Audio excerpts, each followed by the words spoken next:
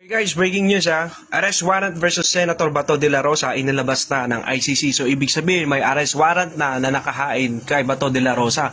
Ngayon, hihintayin na lang natin kung anong oras, no? Okay, sooner or later, a-arrestoy na to si Bato de la Rosa dito sa Pilipinas.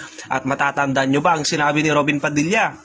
'Di ba? Sabi niya, kung huliin nila si Bato, isama nyo na ako. Kung totoo na aarestuhin na ng ICC si Senador Bato de la Rosa, yan ay malinaw na patuto na legal ang pag-aresto kay FPRRD, na ang sinasabi ng tagapagsalita ng ICC na desisyon ng Pilipinas ang pag-aresto kay FPRRD ay ito'y ayon lang sa pagdesisyon kung tutugunin o hindi ang pagnanais ng ICC na osigan si FPRRD.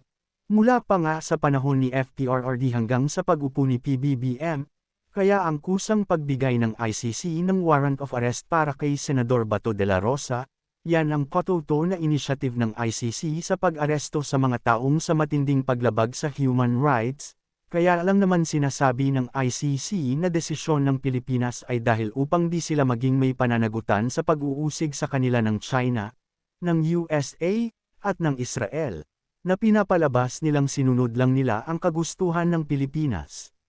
Para sa akin, yung iba pang mga sangkot ay dito na lamang litisin sa Pilipinas upang maiwasan ang malaking gastosan ng Pilipinas at ng mga nasangkot, dahil kung totoosin di nila kagustuhan yun, sumusunod lang sila sa nakakataas. Malaki ang pananagutan nila pag di rin nila susundin ang nakakataas. Di man sa batas, kundi mismo sa nag-uutos sa kanila, yun lang naman kung ang pananatili nila rito ay sa patuloy na kaguluhan ng Pilipinas. Dahil ata nasa ilalim sila ng malaki at makapanyarihang sindikato na humahangad ng pagpanalo nila sa bawat eleksyon, lalo na sa pagkapangulo, ay mas nanaisin ng mga matutuwid na official o ng mga matutuwid na institution o ng mga legal na business sectors, at ng mga matutuwid na mamamayan na sa ICC na lang sila litisin. Oo, inuulit kong delikado na ang mga konektado sa mga Duterte ang manalo sa House o Senate o sa pagkapangulo.